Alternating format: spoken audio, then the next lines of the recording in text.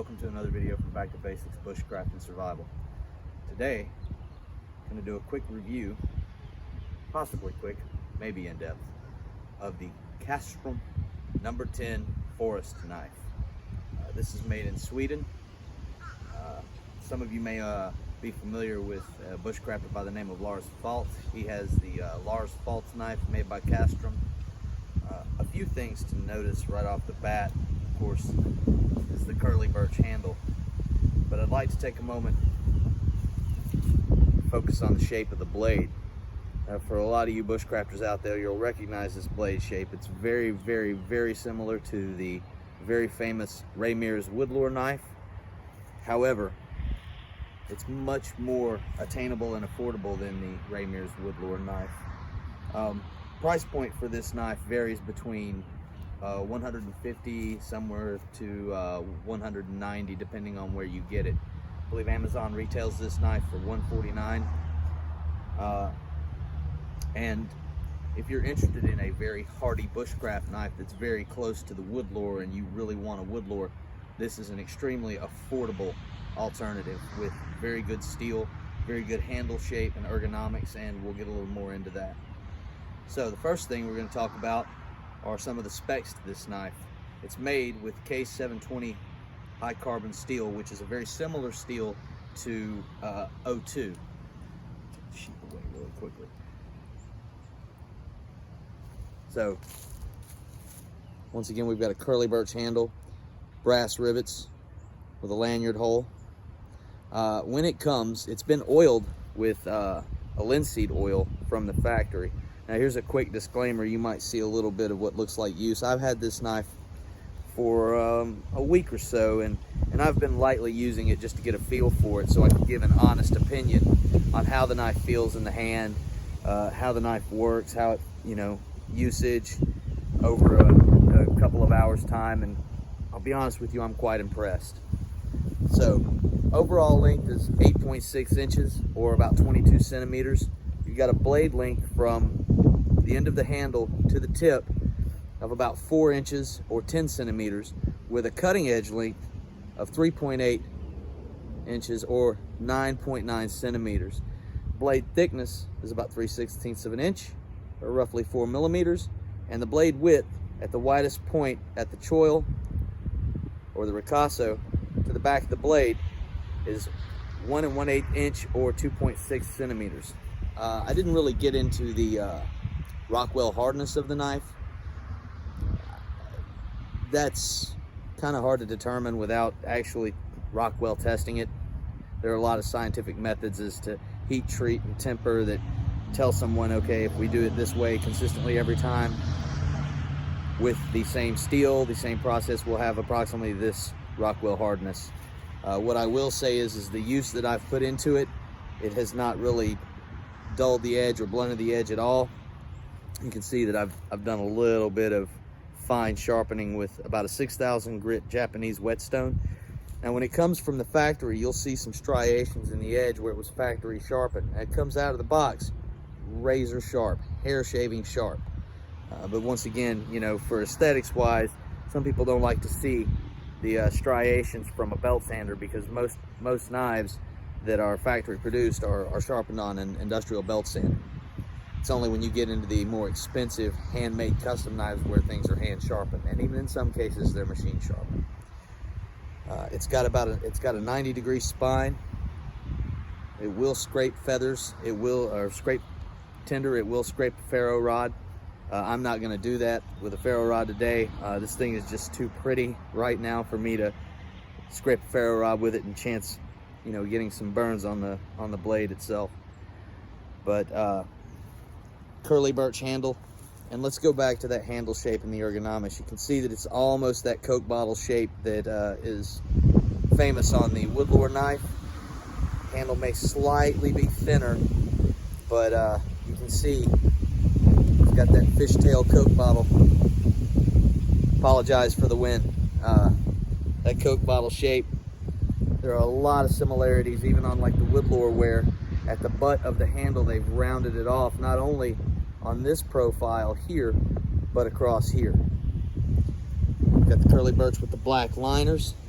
And just the workmanship into this blade for its price point is just very close to having a custom knife handmade by a knife maker. Fits really well in the hand for medium to large hands. You've got a finger choil here, nice palm swell, and overall just holding this knife in the hand feels good.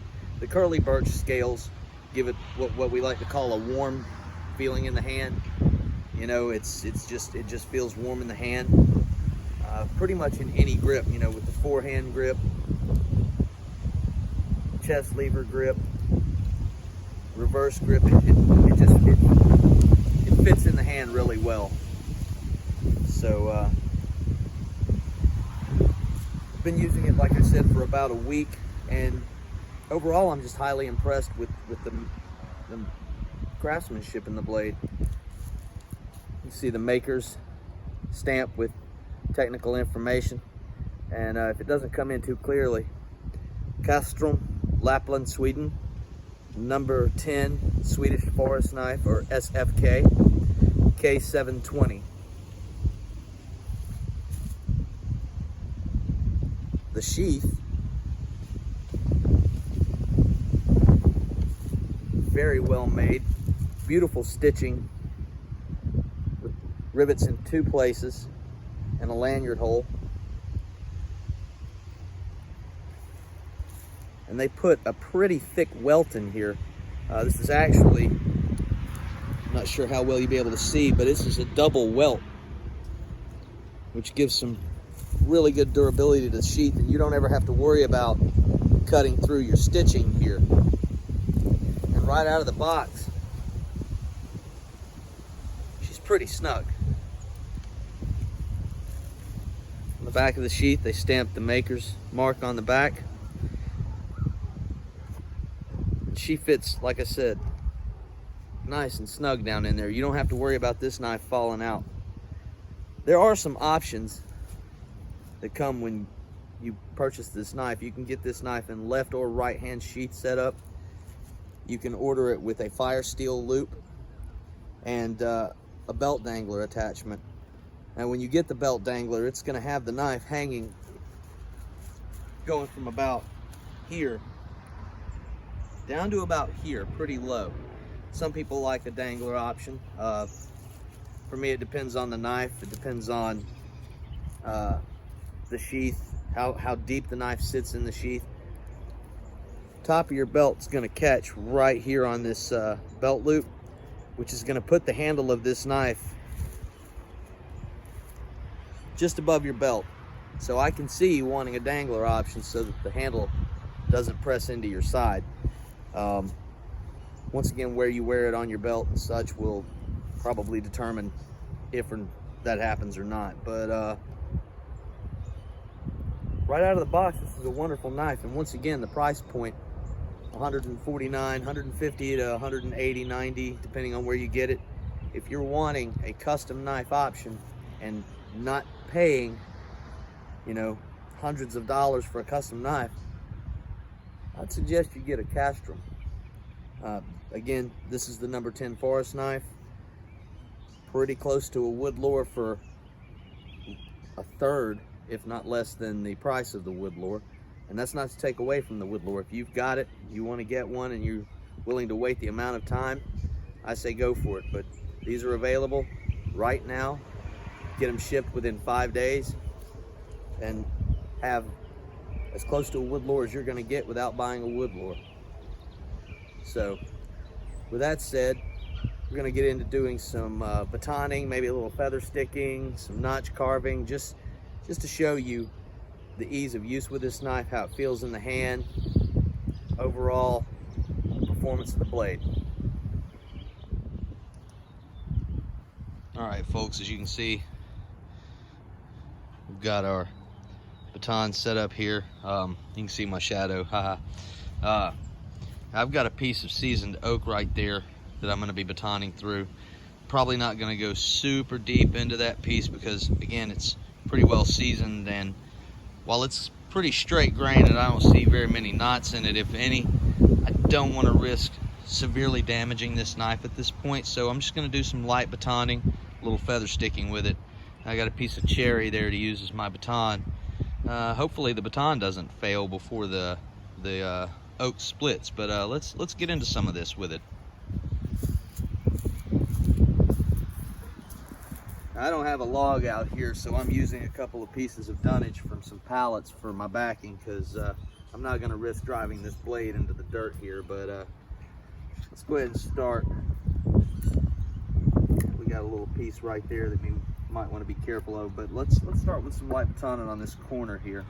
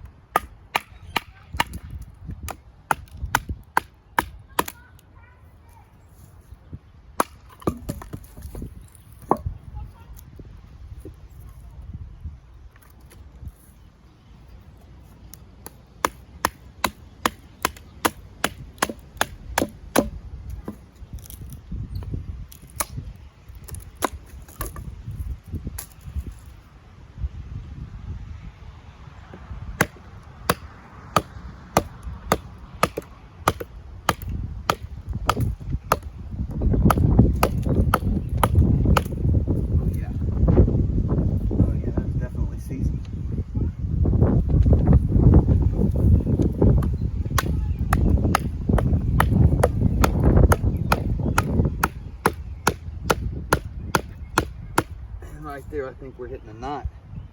Yep, there it is, right through there, and it's starting to get kind of tight there. So we're not going to push this anymore on this particular piece. Let's try out here on this edge right here. See what we do.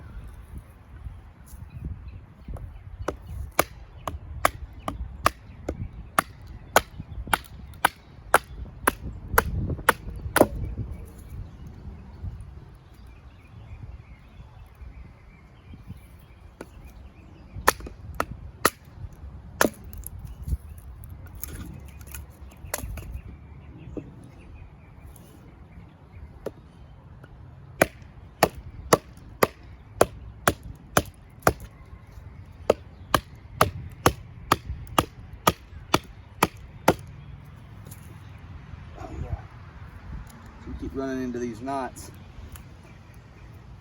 Now, sometimes you can push a knife through a knot. Sometimes knife fails, but like I said, I don't know that I want a chance of failure with this blade. Maybe after I've had it a while and put it through some real tests in the field, but just for a quick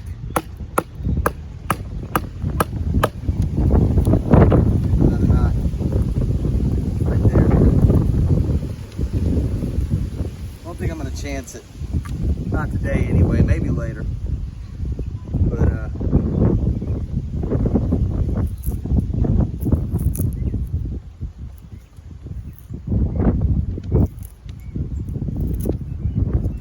stay sharp. Even with that chance of those knots hitting those, you stay sharp.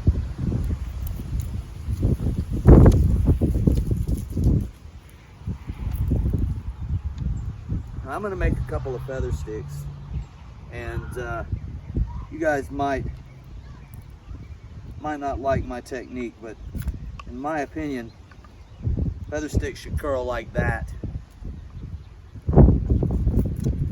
nice and thin. Yeah, she's a workhorse. I'll take this piece right here.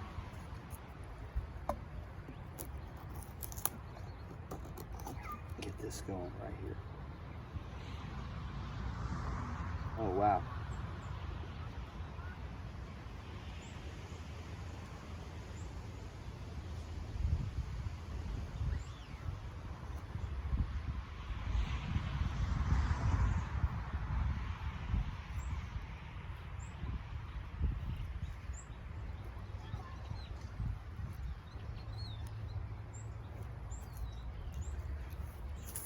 What do you think, folks? Will she feather? It's pretty impressive. And of course, like I said, I got a neighborhood behind me.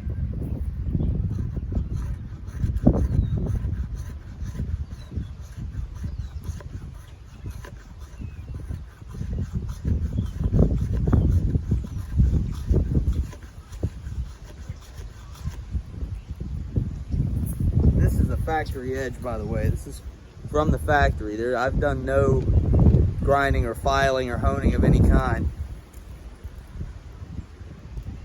Now that right there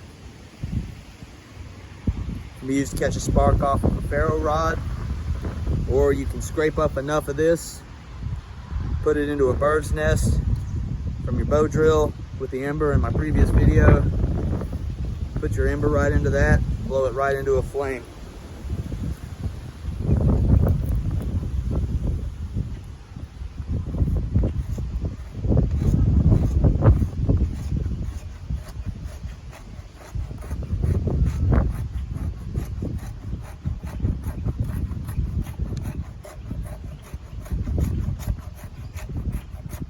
Yeah, that's definitely a 90-degree spine, folks. That is definitely a 90-degree spine. If there was any roundness to that spine whatsoever, you would not get this.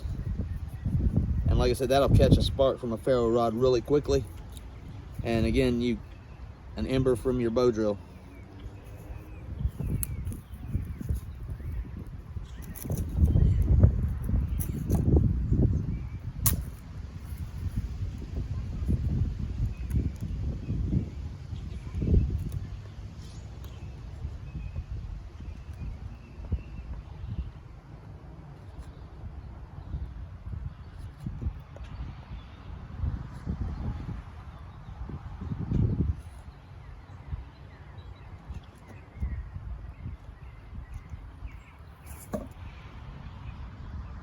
Notching.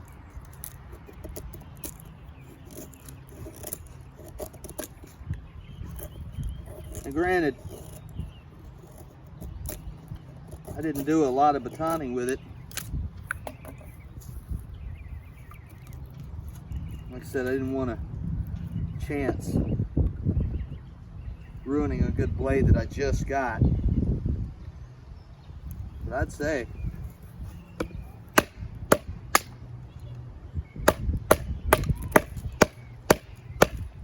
she'll take some abuse.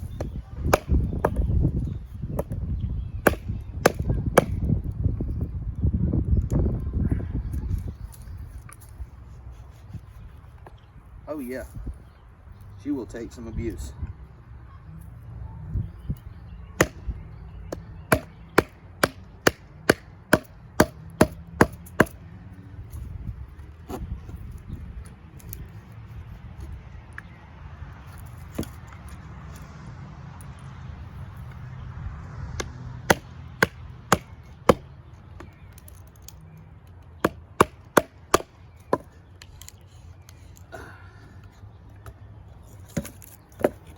Try some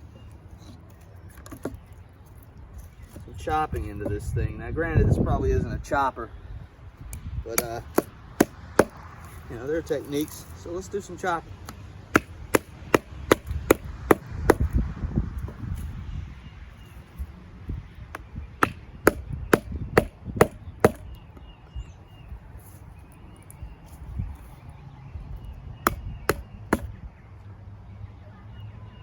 Definitely tell I'm not left-handed.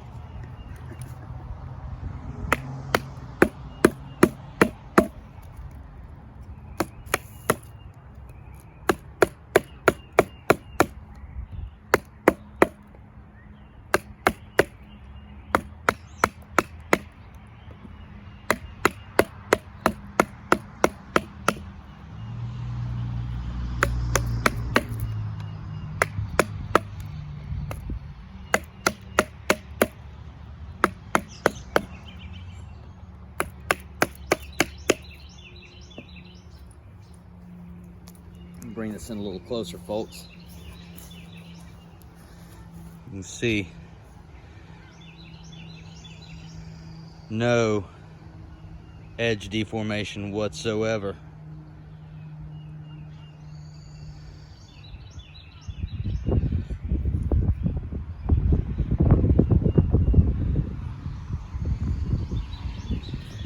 Handle scales are still tight.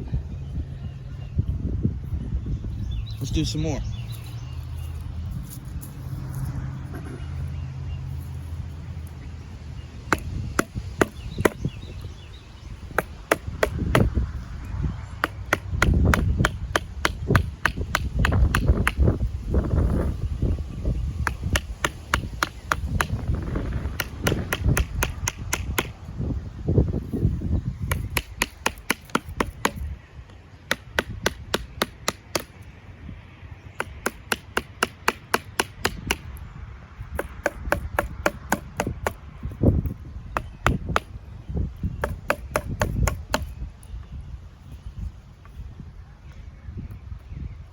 Yep, definitely not left-handed.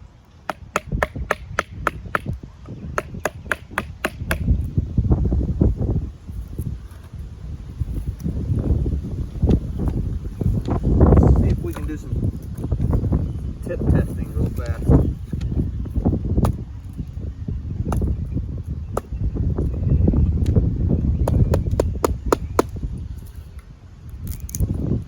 Ooh, yeah.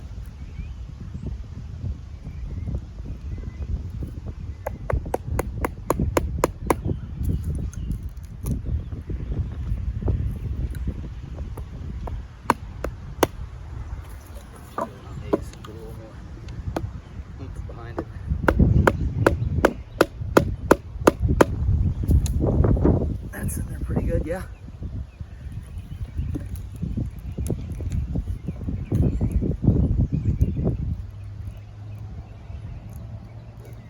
Yep.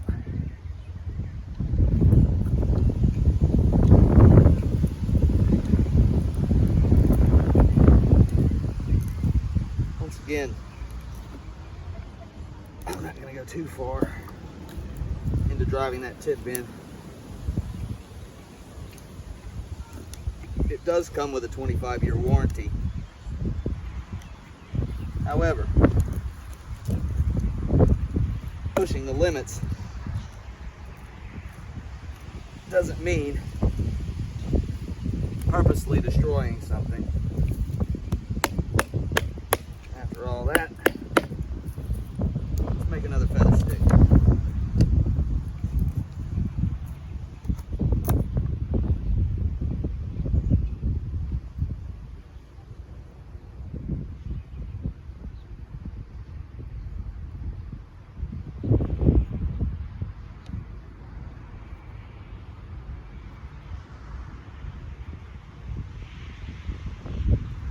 All right, once again, this is red oak that's been seasoned.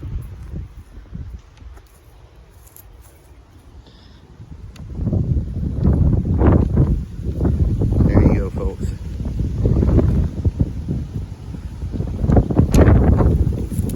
Really windy today.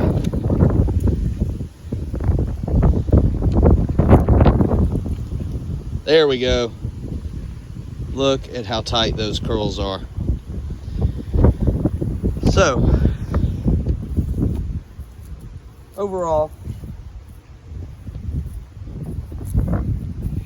if you want a Woodlore quality knife, far more affordable, and you know you want a knife that can take the abuse and still perform, I highly recommend that you get your hands on a Casström, in particular the number 10 Swedish Forest Knife.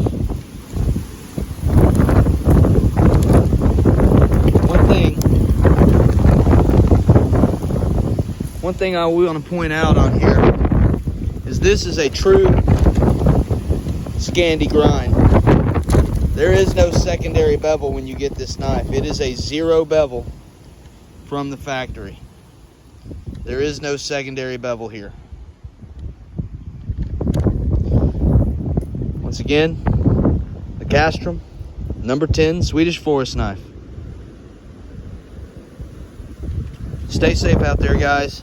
The world's crazy right now. See you again soon.